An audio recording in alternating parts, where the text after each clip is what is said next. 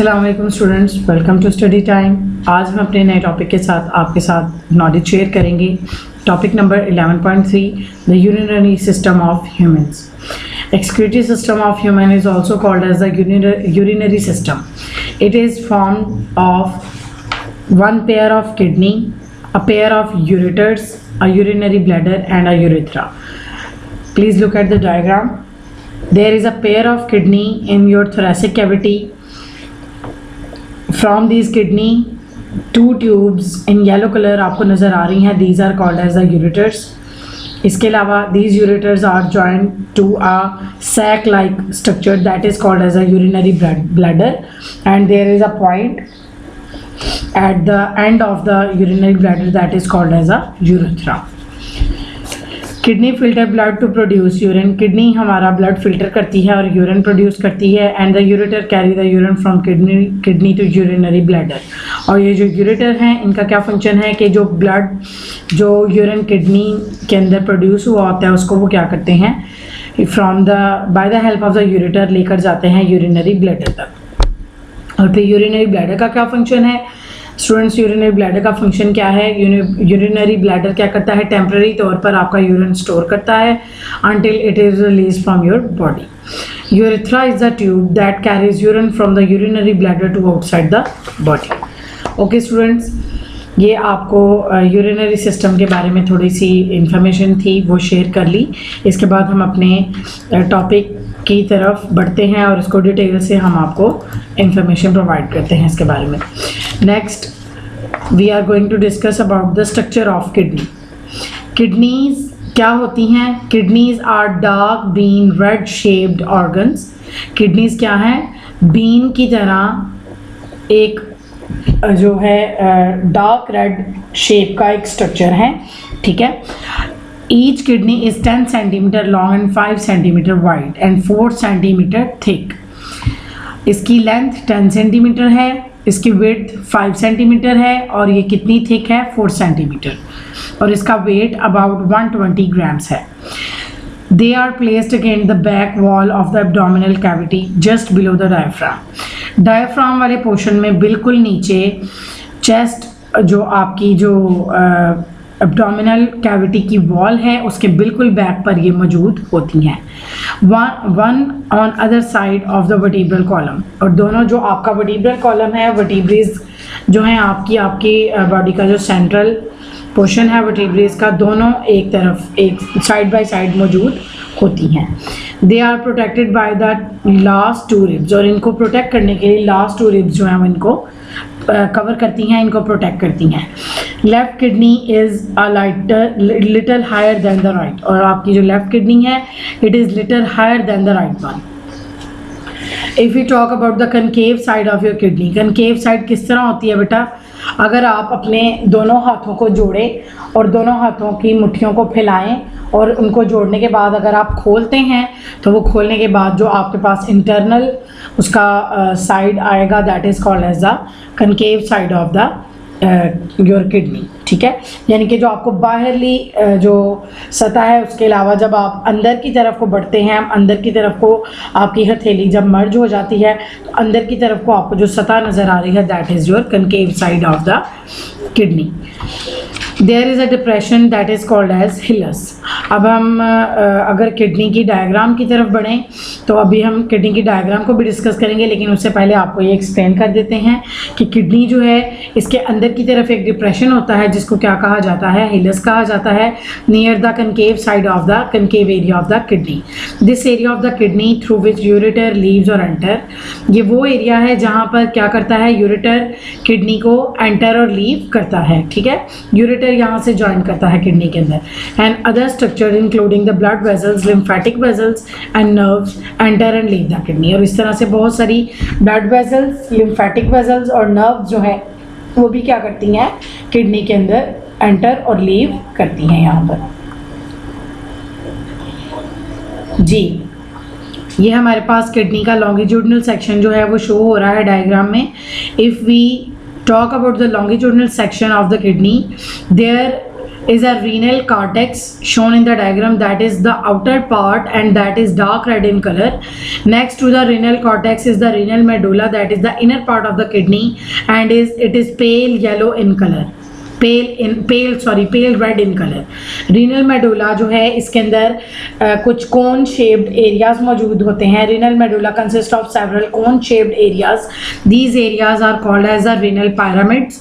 Renal pyramids project into a funnel shaped cavity called as the renal pelvis. और ये जो आपका हिस्सा है, जो तमाम के तमाम रीनल पायरामिड्स हैं, ये जो रीनल पेल्विस का हिस्सा है, यहाँ पर ये आपको रीनल पेल्विस नज़र आ रहा है और ये अंदर की तरफ अगर आप बढ़ जाएं तो यहाँ पर भी ये रीनल पेल्विस के पोर्शंस नज़र आ रहे हैं.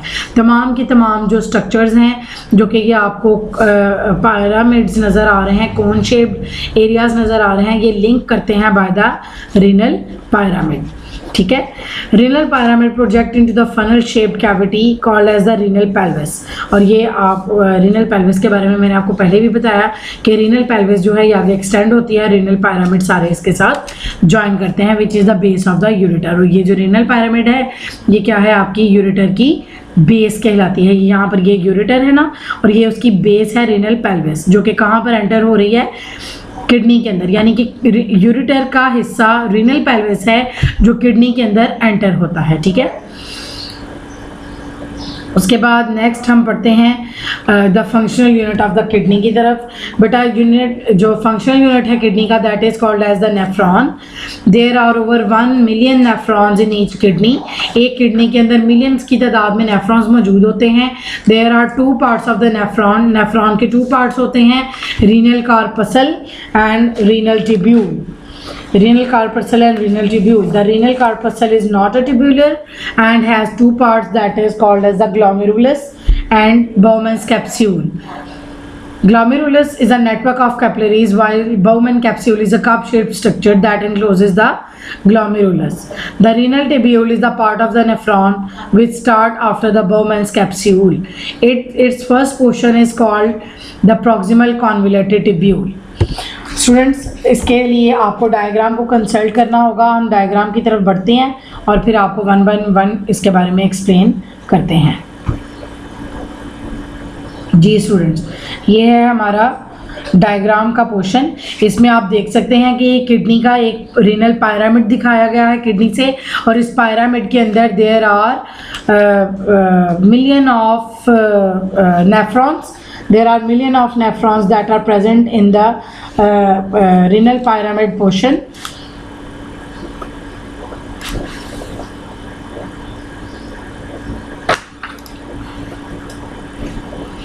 अच्छा जी, रीनल जो नेफ्रॉन का स्ट्रक्चर है, इसको अब अगर हम कंसल्ट करें तो देखते हैं कि there are 2 portions of the nephron. One is called as the renal corpuscle and second one is called as the glomerulus. Okay. और ग्लोमेरुलस जो है इसके अंदर रीनल कार्पसल जो है इसके अंदर 2 पोर्शंस आपके मौजूद होते हैं. एक को ग्लोमेरुलस कहा जाता है और दूसरे को क्या कहा जाता है, बाउमन्स कैप्सूल.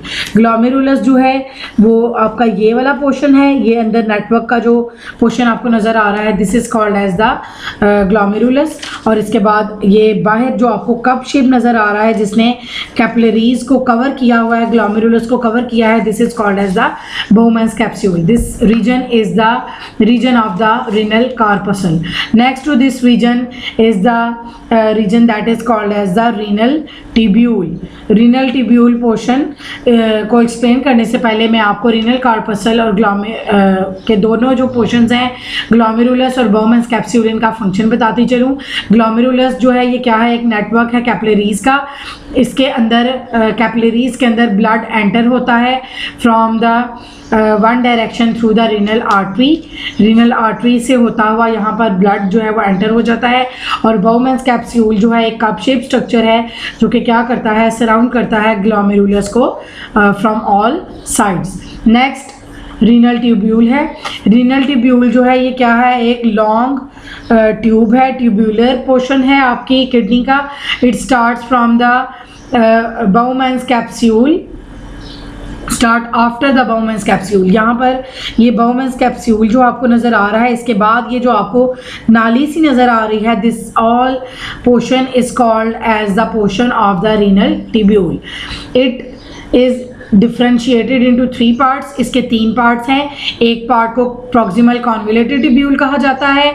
उसके बाद नेक्स्ट पार्ट जो है वो यू शेप्ड आपका आ जाता है, that is called as the loop of Henle, and the third part is called as the distal convoluted tubule.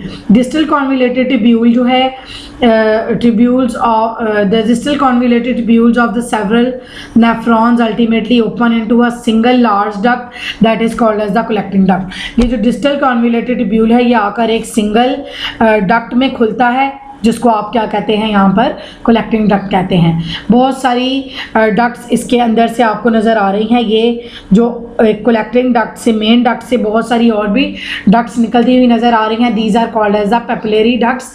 100 times में ये पेपिलरी डक्ट्स जो हैं एक कलेक्टिंग डक्ट के साथ मौजूद होती हैं, जो कि क्या करती हैं, यूरिन को ड्रेन करती हैं इनटू द पेल्विस। इनका क्या फंक्शन है कि यूरिन को ड्रेन करती हैं पेल्विस वाले रीजन में, ठीक है।